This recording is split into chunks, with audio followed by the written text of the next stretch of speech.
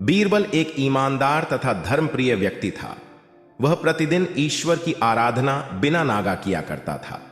इससे उसे नैतिक व मानसिक बल प्राप्त होता था। वह अक्सर कहा करता था कि ईश्वर जो कुछ भी करता है मनुष्य के भले के लिए ही करता है। कभी कभी हमें ऐसा लगता है कि ईश्वर हम पर कृपा दृष्टि नहीं रखता, लेकिन ऐसा होता नहीं। कभी कभी तो उसके वरदान को भी लोग शाप समझने की भूल कर बैठते हैं। वह हमको थोड़ी पीड़ा इसलिए देता है ताकि बड़ी पीड़ा से बच सकें। एक दरबारी को बीरबल की ऐसी बातें पसंद ना आती थीं। एक दिन वही दरबारी दरबार में बीरबल को संबोधित करता हुआ बोला, देखो ईश्वर ने मेरे साथ क्या किया। कल शाम को जब मैं जानवरों के लिए चारा काट रहा था तो अचानक मेरी छोटी उंगली कट गई। क्या अब भी तुम यही कहोगे कि ईश्वर ने मेरे लिए यह अच्छा किया है?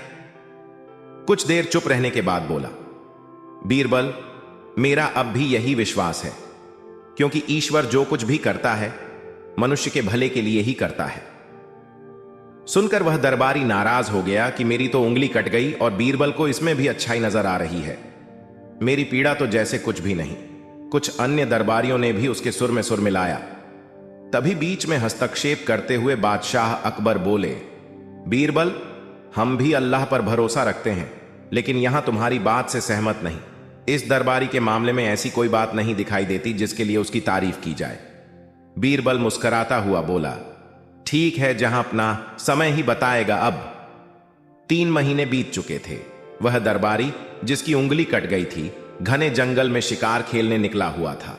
एक हिरण का पीछा करते वह भटक कर आदिवासियों के हाथों में जा पड़ा। वे आदिवासी अपने देवता को प्रसन्न करने के लिए मानव बलि में विश्वास रखते थे। अतः वे उस दरबारी को पकड़कर मंदिर में ले गए बलि चढ़ाने के लिए। लेकिन जब पुजारी ने उसके शरीर का निरीक्षण किया तो हाथ की एक उंगली कम पाई। नहीं, इस आदमी की बलि नहीं दी जा सकती। मंदिर का पुजारी बोला, यदि 9 उंगलियों वाले इस आदमी को बलि चढ़ा दिया गया तो हमारे देवता बजाय प्रसन्न होने के क्रोधित हो जाएंगे। अधूरी बलि उन्हें पसंद नहीं। हमें महामारियों, बाढ़ या सूखे का प्रकोप झेलना पड़ सकता है, इसलिए इसे छोड़ देना ही ठीक होगा। और उस दरबारी को मुक्त कर दिया गया। अगले दिन वह दरबारी दरबार में बीरबल के पास आकर रोने लगा। तभी बादशाह भी दरबार में आ पहुंचे और उस दरबारी को बीरबल के सामने रोता देखकर हैरान रह गए। तुम्हें क्या हुआ, रो क्यों रहे हो?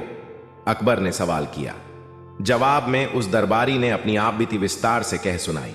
वह बोला, अब मुझे विश्वास हो गया है कि ईश्वर जो कुछ भी करता है मनुष्य के भले के लिए ही करता है।